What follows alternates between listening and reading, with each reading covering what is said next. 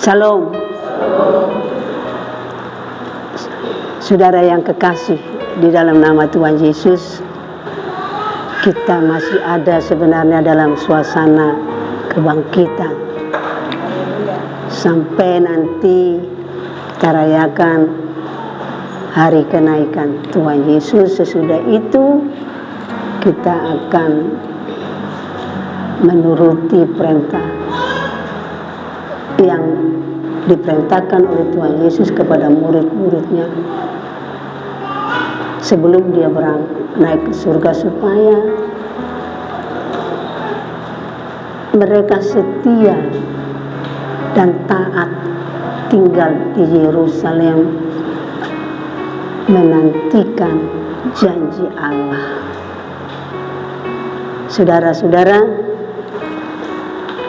seluruh umat Tuhan di permukaan bumi ini yang membaca dan mempelajari firman Tuhan akan melakukan hal yang sama, karena seluruh umat Tuhan, saudaraku yang kekasih, merindukan janji itu.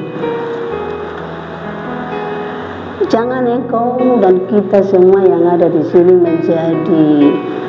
merasa bergembira karena disebut Kristen. Jangan. Tapi bergembiralah, bersukacitalah, saudaraku, kalau engkau sudah menjadi pengikut Yesus dan namamu tercatat di surga. Kalau nama kita tidak ada di surga, walaupun kita bantu tulang ke sana kemari, saudaraku, di dalam dunia kita katakan kita beribadah, kita percaya, tapi namaku nggak ada di surga. Namamu di neraka, namaku di neraka. Untuk apa peribadatan ini? Untuk apa gereja ini? Oleh karena itu sering saya dengar, mungkin juga saudara dengar, supaya waktu kita beribadah, hati kita, pikiran kita fokus ke takhta kekudusan Tuhan. Buka mata rohanimu, pandang kekudusannya.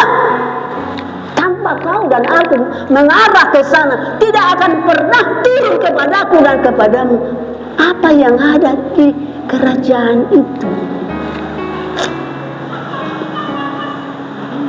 Tubuh memang lemah, tapi sebenarnya roh penurun. Sewaktu rohmu, saudaraku, mulai bicara, tanggapi benar. Badan kita, saudaraku yang lemah ini, menginginkan ini dan ini, mega-mega yang ada di dalam dunia, kalau boleh seperti artis.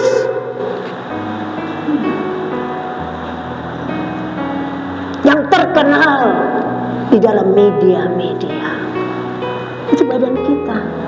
Dan barang siapa yang mengikutinya, saya katakan saat ini, dan saya berani bertanggung jawab, dia mengingini hal yang seperti itu, tempatnya di neraka. Udah tata cara hidup kita sebagai anak Allah.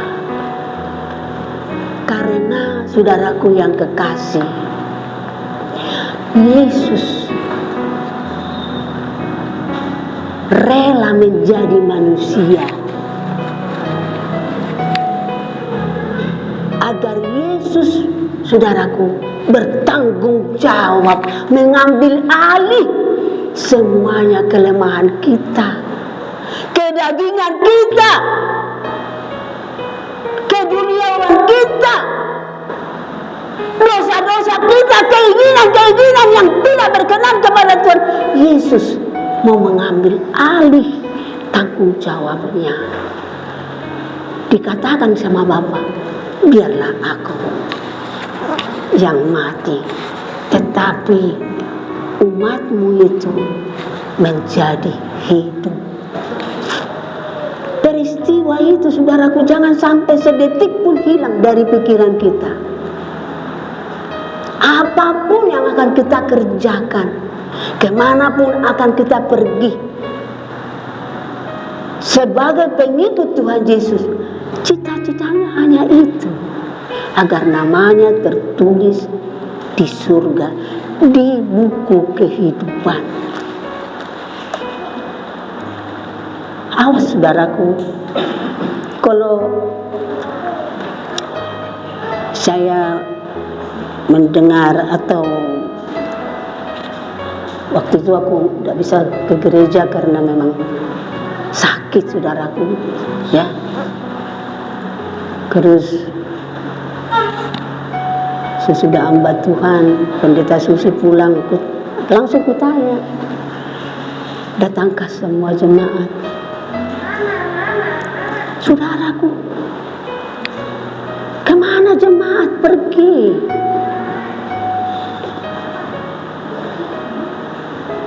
Kemana? Pada hari itu memang hari perayaan saudara kita di seberang.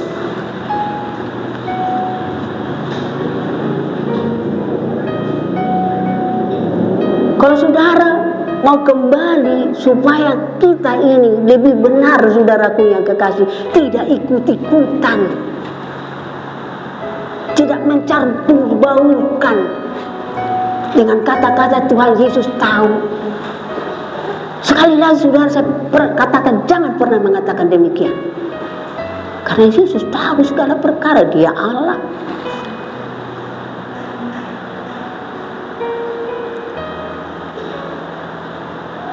Baca Hakim-Hakim, saudaraku. Di Hakim-Hakim itulah kita boleh pelajari Tuhan tidak menyukai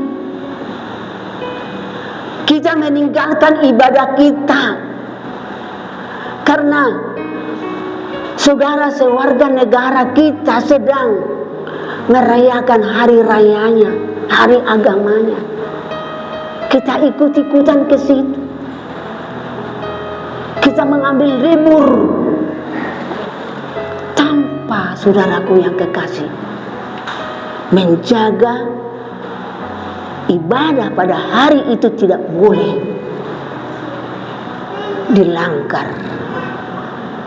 Harus patuh apapun keramaian yang ada di sana. Dan kalau memang kita, saudaraku yang kekasih, sangat penting ada kesempatan di hari libur itu untuk pergi, maka bereskan dulu, saudaraku.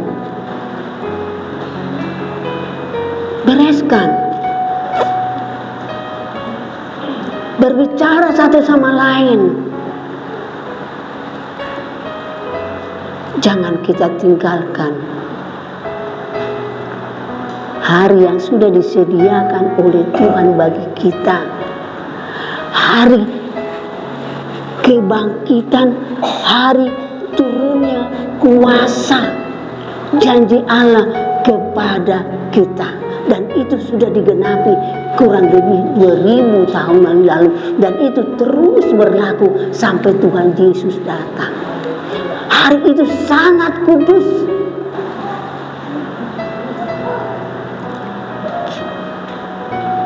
Pernah satu kali, saudaraku yang kasih, saya membaca di grup hamba Tuhan GBS CDKI.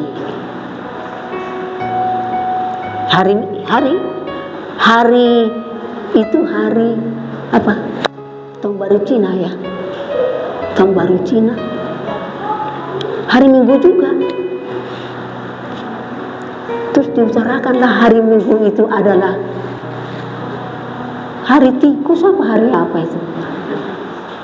Hah? Hari tikus kan? Kalau ya saudara-saudara bukan hamba-hamba Tuhan, mungkin saya tidak begitu tertusuk hati saya. Tapi ini hamba Tuhan.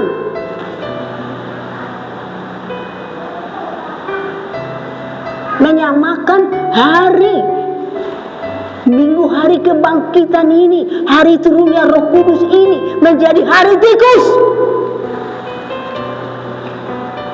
Dengan kata-kata yang berkat-berkat oleh tikus tersebut. Saya tegur. Reaksinya luar biasa. Masa tidak toleransi? Di mana toleransinya?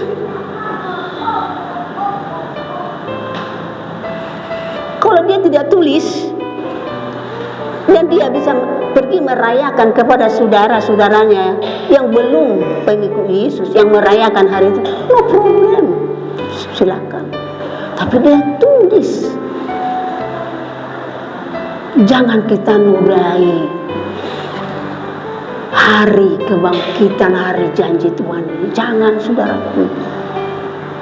Jangan pernah sakit hati Tuhan. Tidak bisa disamakan hari ini. Ini hanya boleh disamakan dengan hari Sabat.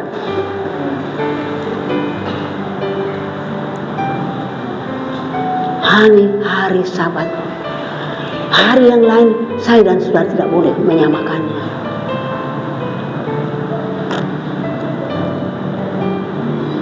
Saudara-saudaraku yang kekasih, jangan main-main.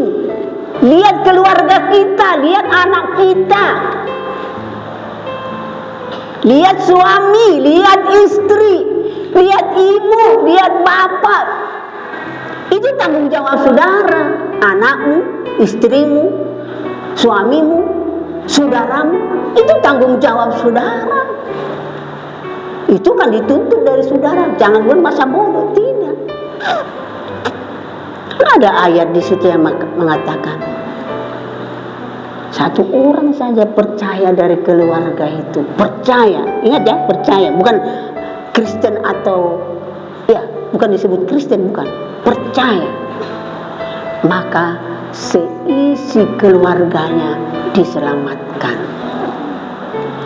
Percaya, taat, tidak menodai hati Tuhan, tidak menyakiti hati Tuhan, tetap memuliakan, mengagungkan dan memuliakan nama Tuhan. Apapun. Saya pikir Ibu Napi Tukul sama Bapak Napi Tukul akan pergi pesta hari ini. Tapi dia datang dulu ke gereja. Mungkin kita nanti agak lama atau bagaimana. Aduh, Ibu Napi itu bilang, aduh cepat-cepat dah waktunya. Jangan. Mau terlambat kek. Tapi dahulu Tuhanku. Karena dengan kehadiran saudara, maka Roh Kudus bersukacita. Roh Kudus hadir untuk menolong. Tapi kalau saudara tidak datang, kata Ibu Napi Tukul, Bapak Napi Tukul, aku ada pesta hari ini. Ketidakhadirannya mendukakan roh. Supaya saya dan saudara tahu perkara itu. Supaya kita, saudara, memang orang yang percaya. Orang yang percaya, beriman, dan tidak digoyahkan.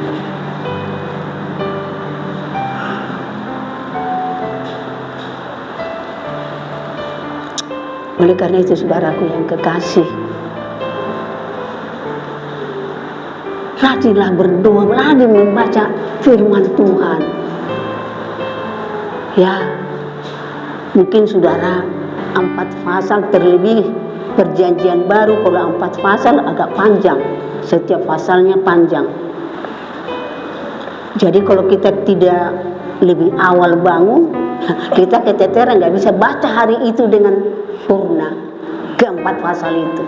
Tapi kalau kita agak lebih awal bangunnya, maka kita ada waktu. Karena kita tidak hanya membaca, tapi kita mendengar suara Tuhan melalui pembacaan Injil ini.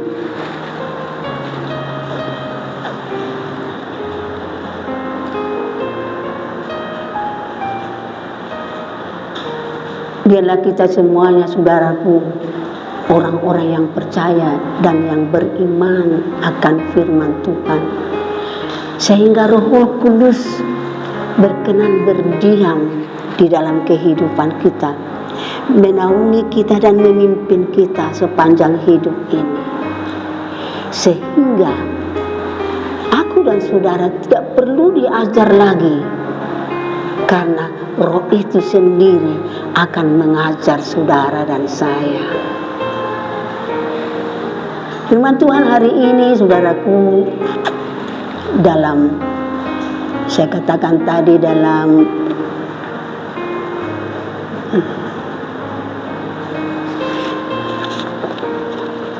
rangka Paskah. Jadi pada waktu itu, saat-saat seperti ini sebelum Tuhan Yesus naik, berkali-kali dia, saudaraku yang kekasih, menemui murid-muridnya. Kalau saudara membaca sesudah dia bangkit, saudaraku yang kekasih, ya, kemudian di hari tertentu, saudaraku yang kekasih, murid-murid itu, karena Tuhan Yesus tidak seperti waktu dia menjadi manusia. Sekarang dia memiliki tubuh aslinya, tubuh rohaninya. Karena saudaraku yang kasih, kalau sebab dia selalu hadir di dalam kehidupan kita, dapat disaksikan oleh mata kita secara tubuh rohani, saudaraku, kita tidak sanggup. Tidak sanggup, saudara, karena kehadiran Allah yang Maha Kuasa ada di situ.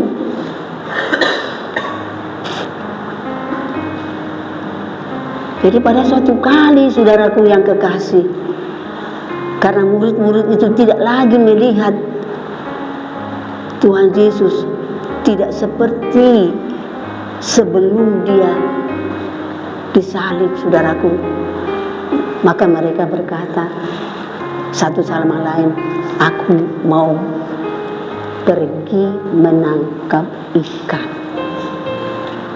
Ke profesi yang mula-mula. Padahal sebelum Yesus disalib, Yesus telah berkata kepada Petrus, kau akan kujadikan penjala manusia. Tapi dia belum mengerti. Kenapa belum mengerti? Ya, karena Roh Kudus belum hadir di dalam kehidupannya. Dia melihat susah, tidak bertemu Yesus setiap hari susah, galau, kecewa. Tidak seperti dulu selama 3,5 tahun mereka terus mengikuti, sekarang nggak bisa. Memang di hari kebangkitan itu Yesus menemui mereka. Minggu 8 hari kemudian, terus setiap minggu, setiap hari kebangkitan itu sebenarnya Yesus ada. Tetapi karena mereka tidak setia, saudaraku yang kekasih, maka hari kebangkitan itu mereka tidak bisa menemui Yesus. Tetapi sesudah Roh Kudus mereka baru mengerti. Jadi saya mohon kepada semua pemuda-pemudi, bergerak dong, ajak teman-teman. Ya, jadi aku anak Allah, aku pengikut Yesus. Perlihatkan di dalam dirimu agar dirimu memancarkan terang Kristus. Apabila engkau memiliki ya pemuda-pemudi, maka pemuda-pemudi yang lain, sebab seluruh seumur kamu sedang mencari identitas. Jadi apa aku nanti? Baik dia pengikut Yesus, baik bukan pengikut Yesus. Tapi kalau engkau semua pengikut Tuhan Yesus yang ada di sini, di dalam dirimu ada Kristus, maka Kristus yang ada pada diri itulah yang menarik mereka untuk datang kepada Yesus. Adakan Yesus di dalam kehidupan. Jangan cepat goyah. Gagal di dalam hal ini, jangan engkau pernah goyah. Ada 2 perkara.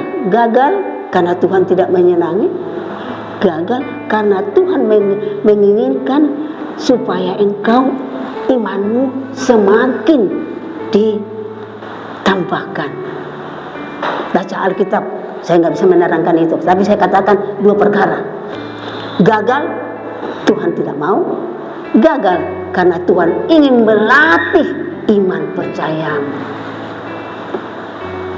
Tapi aku selalu berkata, kalau gagal, kalau kau tetap ada Yesus di hatimu, engkau setia kepada Yesus, maka kegagalan kau akan berkata, wah Tuhan, aku akan naik satu tingkat lagi. Gagal tetapi naik satu tingkat. Terus demikian. Semua kita yang ada di sini demikian. Lebih dan lebih naik lagi. Dalam suasana Paskah ini, saudaraku, firman Tuhan terambil dari Yohanes 15 ayatnya yang 9 sampai dengan 17.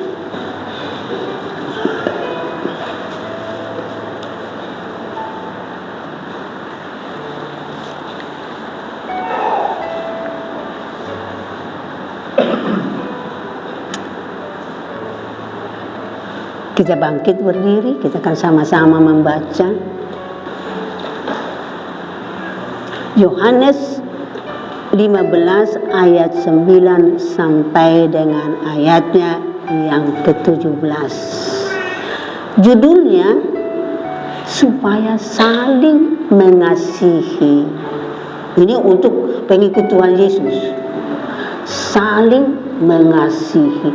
Tidak ada pengikut Tuhan Yesus saling gontok-gontokan. Tidak ada. Saling mengasihi. Bahkan Yesus mengajar saya dan saudara, kasihilah musuhmu, berkati, berdoa, tolong. Aneh kan? Tolong. Apalagi kita sesama pengikut Tuhan Yesus yang disebut anak-anak Allah, pastilah kasih ini lebih nyata, lebih real. Tidak hanya semboyan, hanya kata-kata, tetapi berbadan.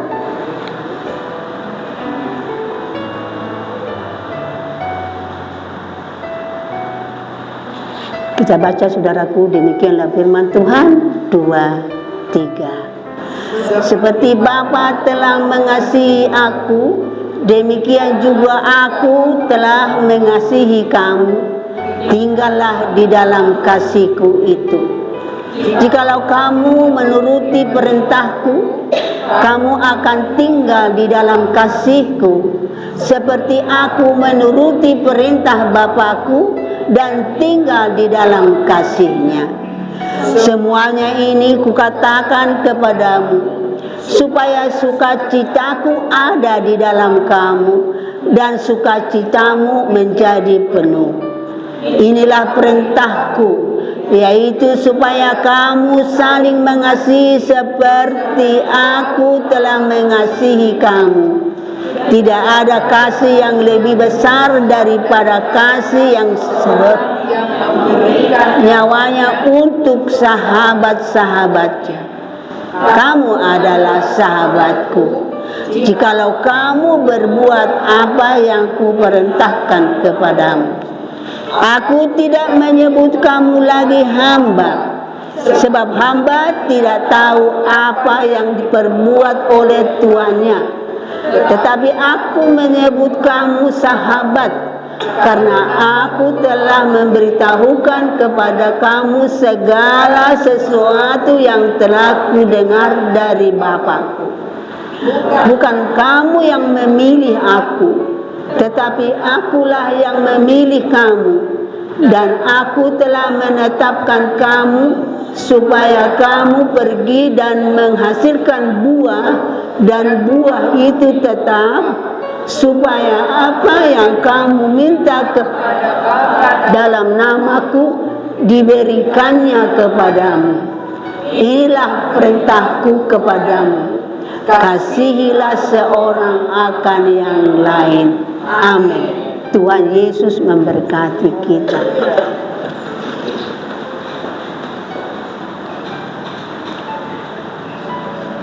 Dikatakan di situ, saudaraku yang kekasih, seperti Bapa telah mengasihi aku, demikianlah juga aku telah mengasihi kamu. Tinggallah di dalam kasihku itu. Kalimat itu susah ya. Apa sih maksudnya? Ya, firman Tuhan ini kudus loh. Kalau saya dan saudara datang ke sini dan tidak tujuannya untuk mendengar firman Tuhan, ini akan plus, enggak ada berbekas apa-apa. Tetapi kalau saudara dan saya datang ke sini, saudaraku, untuk mendengar suara Tuhan, firman Tuhan perkataan firman ini, saudaraku, akan bekerja, akan memberi pengertian kepada saudara dan saya.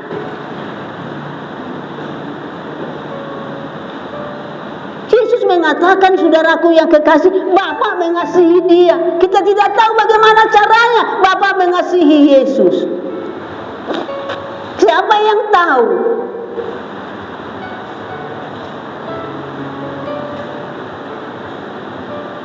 Tetapi sebenarnya, saudaraku yang kekasih, di dalam firman Tuhan yang lain, saudaraku, di mana kita boleh mendengar suara Allah, suara Bapa berkata demikian, inilah anakku, kepadanya lah aku berkenan, dengarkanlah akan dia. Ini yang penting, dengarkanlah akan dia. Yesus berkata, Bapa mengasihi aku seperti Bapa mengasihi aku juga mengasihi kamu. Yesus yang berkata, dengarkan. Apa maksudnya?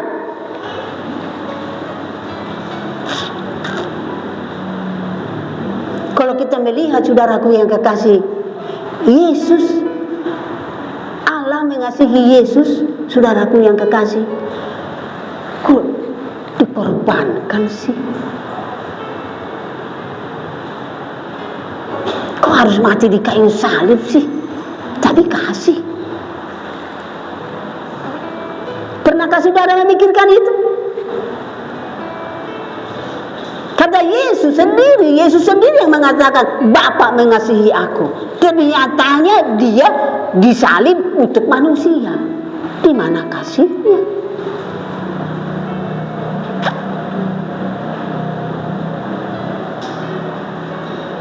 Dan diidentifikasikan lagi, demikian seperti Bapa mengasihi aku, kata Yesus, demikianlah aku mengasihi kamu. Sekarang sudah tahu bagaimana Allah mengasihi Yesus? Saya percaya saudara nggak tahu. Saya percaya banyak di antara kita nggak tahu itu maksudnya apa.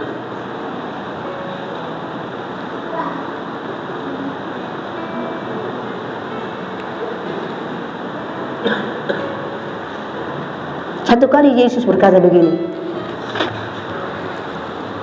ya saudaraku yang kasih, sampai anak manusia dipermuliakan. Yang dimaksud Yesus loh, anak manusia dipermuliakan. Kalau di dunia ini kan dipermuliakan, saudaraku yang kekasih, kan sebentar lagi akan pemilu, bukan tahun ini ya, tahun depan. Tapi sekarang lagi sibuk-sibuknya. Semua orang Kristen berdoa, berilah kepada kami pemimpin yang Engkau Tuhan Yesus berkenan, yang dapat memimpin Indonesia di dalam keragamannya. Tidak ada minoritas, tidak ada mayoritas, tapi setara. Sekarang kan nggak setara. Mayoritas lebih banyak dapat keuntungan. Benar nggak? Saudara jangan bodoh. Saudara perhatikan apa yang terjadi sekarang. Mayoritas kalau menghina minoritas semena-mena boleh, nggak apa-apa. Tapi kalau minoritas, saudaraku, tidak menghina, hanya mengatakan apa yang sebenarnya tertulis di dalam panduan atau di dalam kitabnya. Dikatakan menghina, penjara. Sadar saudaraku, sadar saat ini akhir zaman, akan datang lebih lagi, mengakhiri zaman ini untuk masuk zaman baru. Jangan sampai saya dan saudara tidak masuk zaman baru karena tidak mengerti suasana kehidupan yang ada sekarang. Ya, sudahkah saudara memahaminya? Nggak enak-enak saudaraku bersaksi, atau saya saudaraku menuliskan kesaksian orang yang ku dengar dan itu ku rekam, tidak kata-katanya, dan ku siarkan.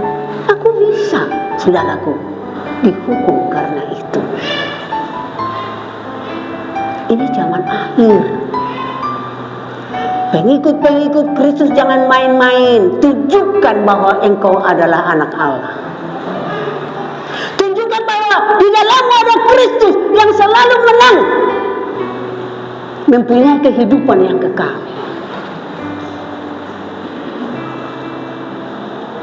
Tunjukkan Yesus ada di dalam engkau. Itu saudaraku. Untuk itulah kita saudaraku dipilih dan dipanggil, supaya melalui kita ini saudaraku, manusia boleh melihat Yesus, siapa Yesus sebenarnya.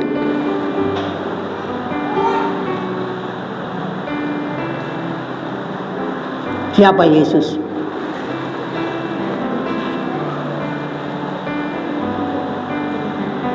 Siapa Yesus?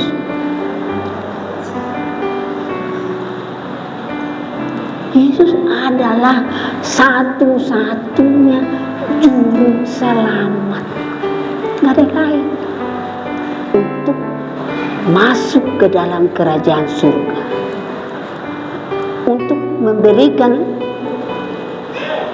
ya saudaraku tanda ini warga kerajaan, ini bukan. Yesus satu-satunya.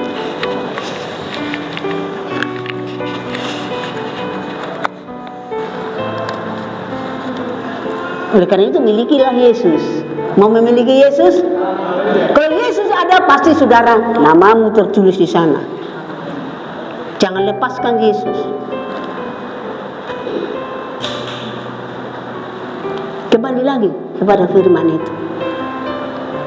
Seperti Bapa telah mengasihi aku, demikian juga aku telah mengasihi kamu. Tinggallah di dalam kasihku itu.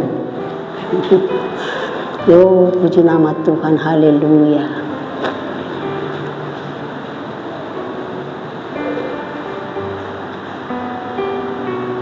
Allah Bapa. Tadi saya telah mengutarakan tadi. Hanya dialah yang berkenan kepada Bapa. Hanya dia.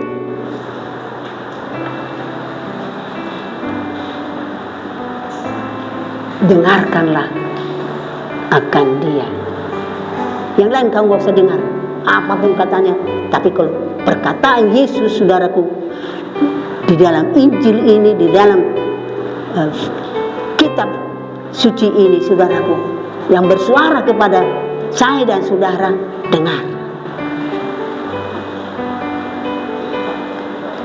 Banyak orang saudaraku ambil buku-buku lain, ya. Saya sih nggak larang, tetapi tetap aku berkata, kata-kata yang diucapkan oleh Yesus itulah benar. Bapa telah mengasihi aku.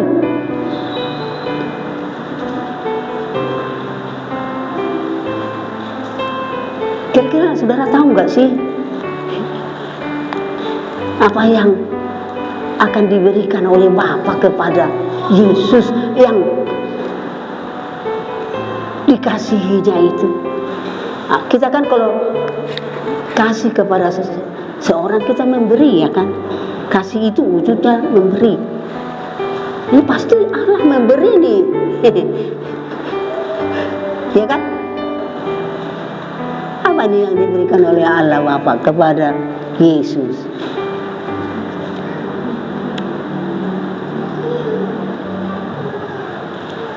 Tidak ada lain yang dapat dipilih oleh Allah kecuali Yesus, karena hanya Dia yang sanggup melaksanakan tugas. Sekali lagi, untuk melaksanakan tugas, yaitu menyelamatkan umat manusia. Gak ada suatu kehormatan yang tidak diberikan kepada siapapun kecuali kepada Yesus. Gak ada uangmu, emasmu, pekerjaanmu, jabatanmu, apapun, kawan-kawanmu, kau mempunyai sahabat pejabat tinggi atau presiden sekalipun bersahabat dengan engkau. Ya, saudaraku yang kasih,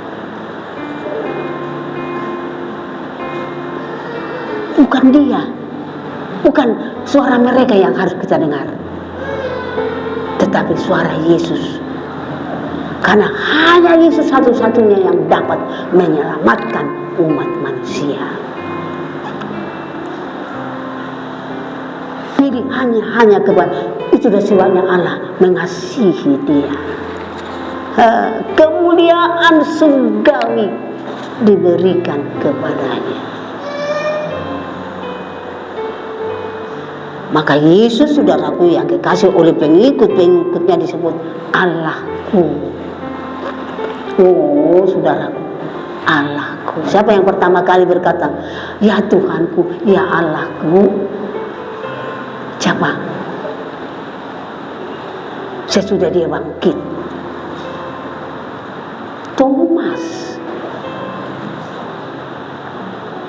Sebelum itu nggak ada yang menyebut dia Allah, tapi Thomas.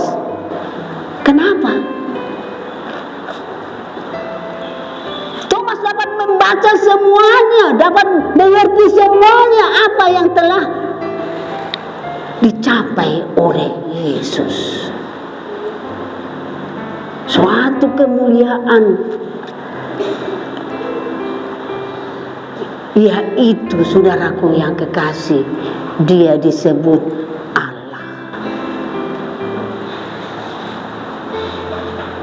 Sebenarnya saudaraku yang kekasih, waktu kelahirannya juga sudah disebut dia Allah. Anak Allah, bukan Allah, anak Allah. Tapi anak Allah adalah Allah, benar nggak? Benar nggak sih? Jangan ngelamun, jangan ngantuk.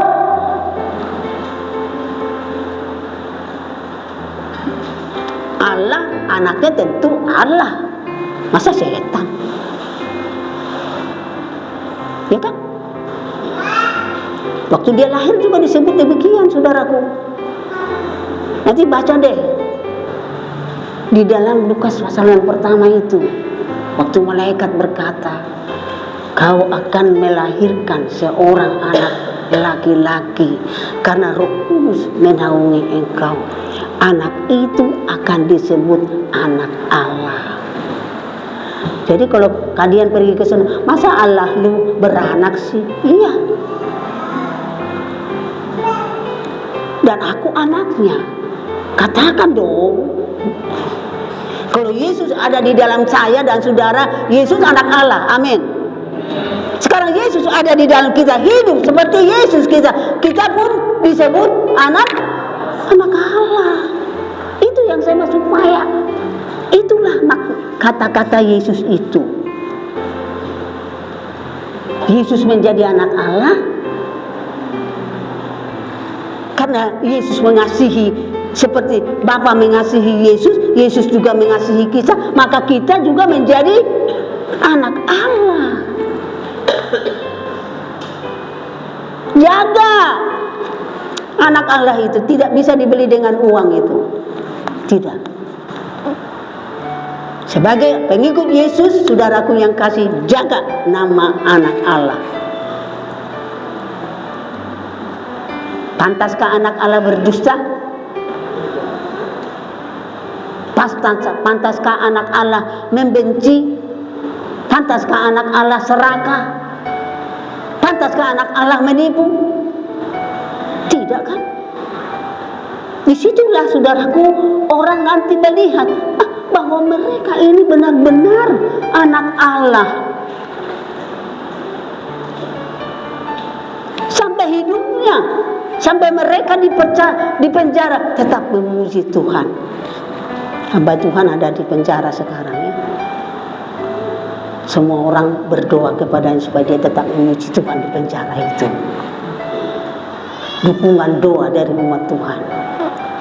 Tuhan, semua hamba-hambamu, oleh karena mereka hidup sesuai dengan perintahmu, mereka di penjara. Kita ingin mereka bernyanyi di penjara, memuji Tuhan, sehingga saudara, penjara itu bukan lagi menjadi suatu tempat yang mengerikan, tapi suatu tempat di mana kuasa Allah turun, dan melalui kuasa ini mereka menerangi seluruh penjara tersebut. Seperti waktu Petrus di penjara, Paulus di penjara. Kehidupan kita juga sering di penjara, saudaraku yang kekasih. Masa sih tidak boleh sedikit juga berbohong? Kan aku berdagang supaya cepat laku, maka modalnya aja nggak segitu, Bu. Padahal modalnya, iya kan? Dia tidak ingin berdosa loh. Orang pedagang itu tidak ingin loh, saudaraku, tidak sebetulnya. Dia ingin supaya laku. Dengan cara begitu, saudaraku, menarik perhatian pembeli. Dia tidak, tetapi sudah berdosa. Itulah sebabnya kata-kata yang ada di dalam Roma itu, semua orang sudah berdosa tanpa sengaja. Itulah sebabnya selalu kita berdoa, Bapa kami yang di surga, ampunilah. Setiap hari saudaraku, kalau saudara mau berdoa malam, berdoa pagi, ampunilah. Sebab kalau itu di situ terus dosa itu, dia bertelur lagi, sehingga seluruh kehidupan kita menjadi dosa. Harus dihapus setiap kali. Dan Tuhan mau, ya Tuhan mau, sebab Tuhan berkasih, Dia sudah mati kok untuk mengampuni kita. Apalagi kalau kasihanilah aku terpeleset Tuhan. Aku tadi berdagang, kukatakan modalnya apa? Jauh dari itu, padahal modalnya, terpeleset kan? Itulah maksudnya. Jangan sama-sama saudara-saudara menghafal doa Bapa kami, tapi saudara tidak mengerti maksudnya. Tetap katakan, ampunilah kami akan kesalahan atau dosa kami. Tetap, saudaraku. Sebab sebenarnya kita berjalan di lumpur dosa. Kalau berjalan di lumpur, pastilah kakinya gimana tuh? Kena lumpur, ya kan?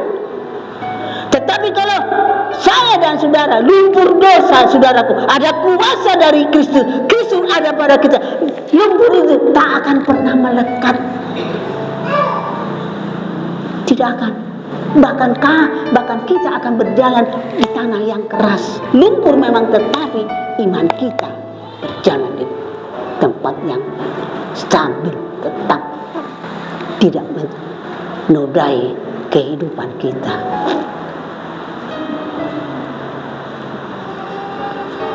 Jadi saudaraku yang kekasih, dari sini saudara siap-siap. untuk menerima kata Tuhan Yesus, tinggallah di dalam kasih itu. Tadi kasih Allah kepada Yesus apa? Kepada apa, saudara? Bahwa Yesus satu-satunya yang dipilih untuk melakukan pekerjaan Allah, pekerjaan Bapa, pekerjaan surga, pekerjaan keselamatan, pengampunan.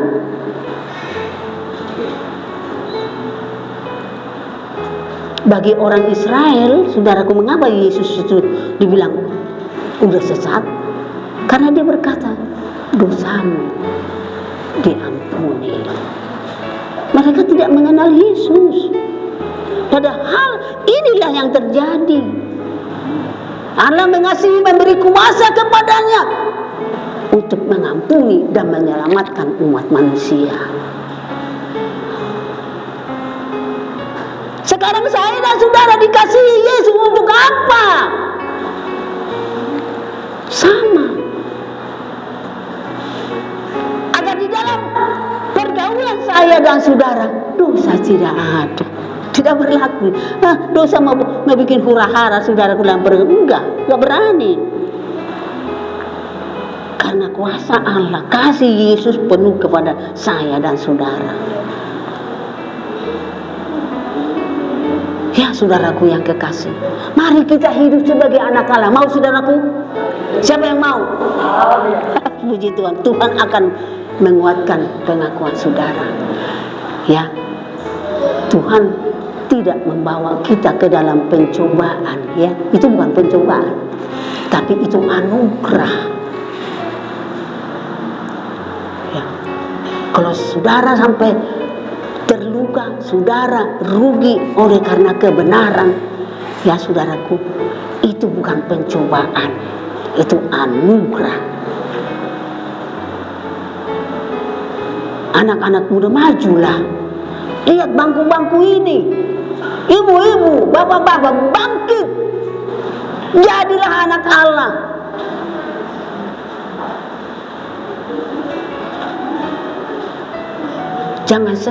Jangan terjadi di dalam pekerjaanmu, pekerjaanku, saudaraku, di mana kasih Allah tidak ada.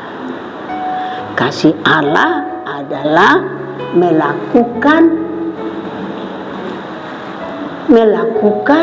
kita melakukan kehendak Bapa. Firman Tuhan. Saudara buka, saudaraku, Yohanes 14 ayatnya yang ke-15.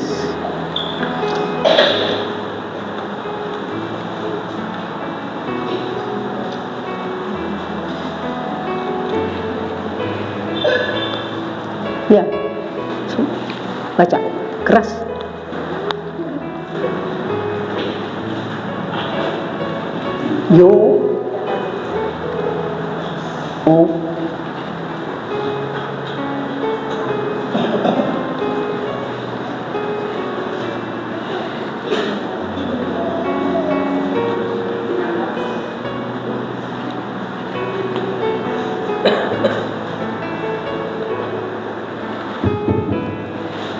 Yohanes 14 ayat 17. 15. Yohanes 14 ayat 15. Yesus menjanjikan pemilu. Jikalau kamu mengasihi aku, kamu akan menuruti segala perintahku. Amin. Siapa yang mengasihi Yesus?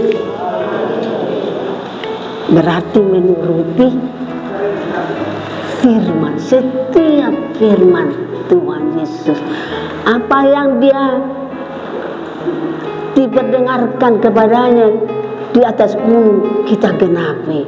Dengarkanlah akan dia, kita turuti. Itulah yang mengasihi Yesus.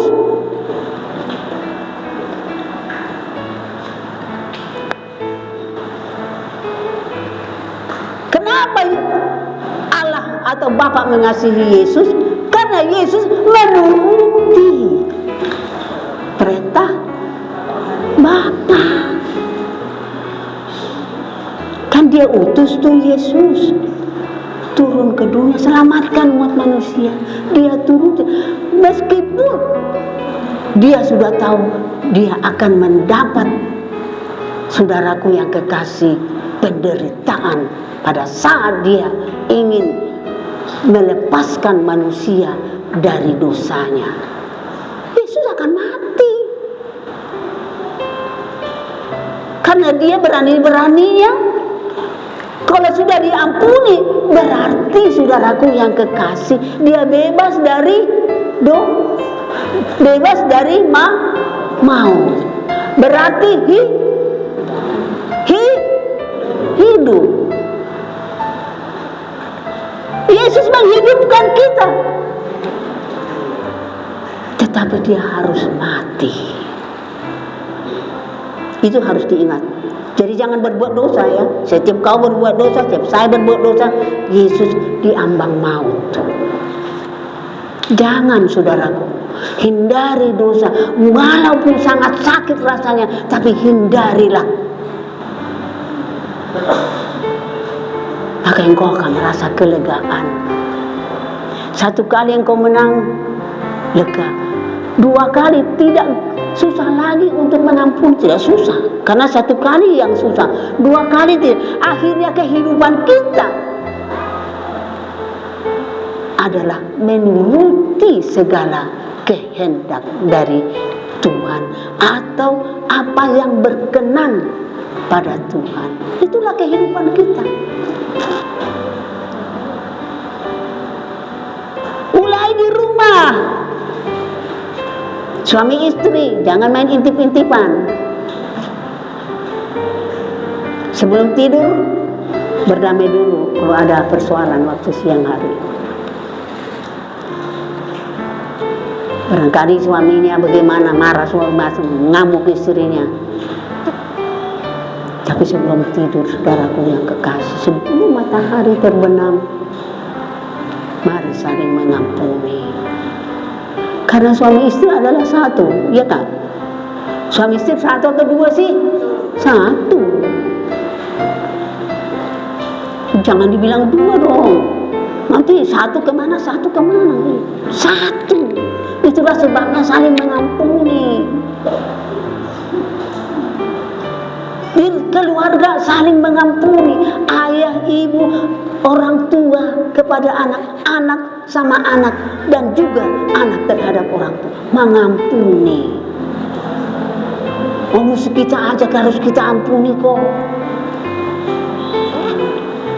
Mengampuni bukan berarti membiarkan dia melakukan dosa terus. Tidak. Ada orang, kata Tuhan kita harus mengampuni, maka dia nggak marah, dia nggak pukul tuh anak. Rotan dapat membuat anak itu jadi benar. Tuh, Ibrani, baca di Ibrani itu. Ya, rotan. Mengampuni tapi ditegur juga tidak. Memang saudaraku, tidak terus ditabok, yang enggak. Harus dengan kasih juga. Ya kan? Salah sama, emang segini pi gajinya? Iya segitu. Padahal istrinya sudah tahu berapa gajinya. Istrinya diam aja, tidak tegur. Merasa nanti ku tegur, marah ini enggak enak saudara. Bulan depan begitu lagi.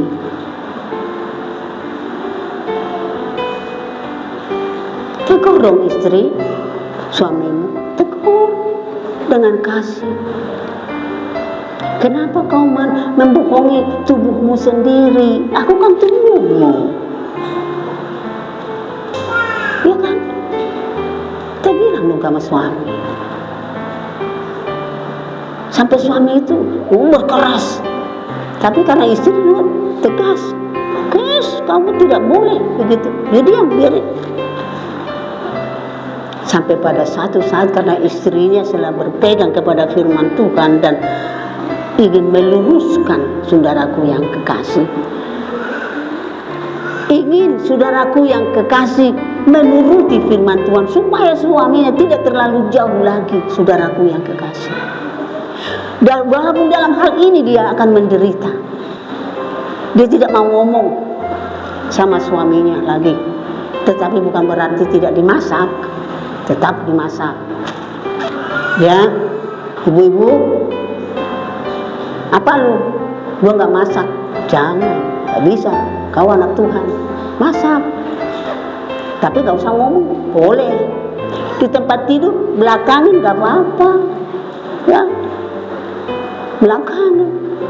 Atau bilang, kau di situ, aku di bawah aja, tempat biar lu di situ aja, gue di sini tidur. Sampai saudaraku yang kekasih, istri tetap di dalam doa. Aku tidak ingin, nggak ingin kan kita begitu. Masa sih suami istri begitu, satu di tempat tidur, satu di ubin, enggak kan? Tapi kita lakukan untuk memperbaiki sakit, menderita, sambil berdoa, bertetesan air mata datang kepada Tuhan. Hanya Engkau yang dapat menyelamatkan, Tuhan. Hadirlah di dalam hidup kami. Sampai satu kali suami bilang, Mami, maaf ya Mami. Pasti itu saudaraku. Dan suami-suami jangan tetap aja tegang udah. Maaf Mami.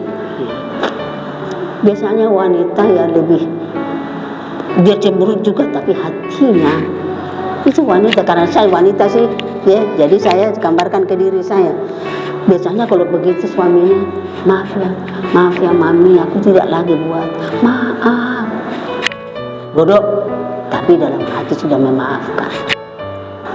Ya, tetap perbaiki saudaraku suasana rumah tangga terhadap anak-anak. Jangan kau saudaraku yang biarkan anakmu tetap bergelimang di dalam lumpur dosa. Jangan, sebab saudara, hukuman akan datang.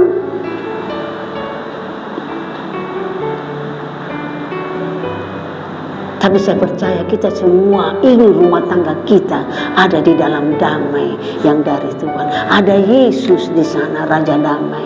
Ada Yesus yang selalu siap memberkati. Ada Yesus yang selalu siap menolong. Ada Yesus yang selalu siap menghibur. Saya percaya itu, saudaraku.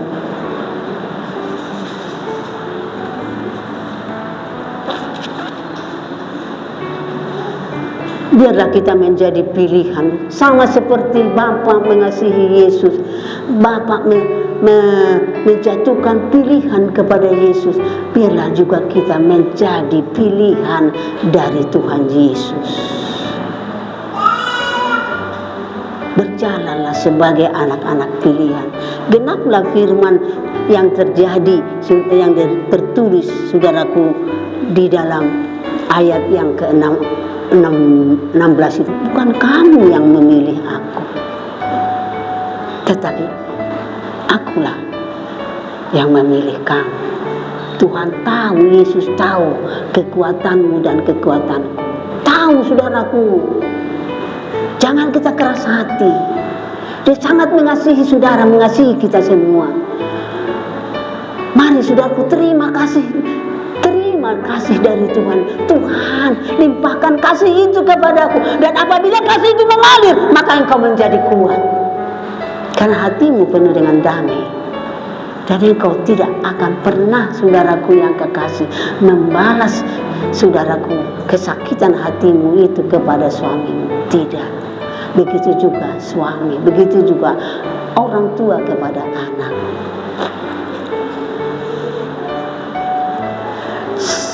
Jadi saudaraku, rahasianya, saudaraku yang kekasih, adalah kalau saya dan saudara menuruti apa? Menuruti, jangan ngelamun.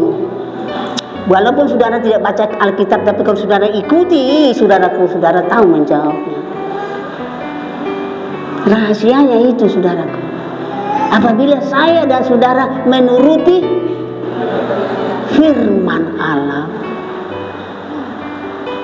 itu rahasianya. Itu Itulah sebabnya saya katakan tadi, jangan berhenti membaca firman. Bacalah setiap hari, saudaraku. Pasti ada mengalir, sebab firman ini adalah kuasa. Pastilah kuasa yang ada di dalam firman itu akan mengalir kepada kehidupan kita, menolong kita, menghibur kita, menuntun kita, melindungi kita, akhirnya memberkati kita. Sudah mau diberkati? Nggak mau ya sudah. Saudara tidak mau diberkati? Haleluya. Dengar dong pertanyaan saya. Saudara tidak mau diberkati? Iya, saya ngomong begitu. Habis dari saudara mau diberkati, diam. Dia sekarang bertanya, saudara tidak mau diberkati? Haleluya, masa begitu? Bagaimana ini Ibu Simanjuntak cara menyampaikannya? Tidak kusalahkan kalian, aku yang kusalahkan. Ya, saudaraku yang kekasih. Kita mau diberkati. Tuhan mengasihi saudara dari sekarang sampai selama-lamanya. Amin.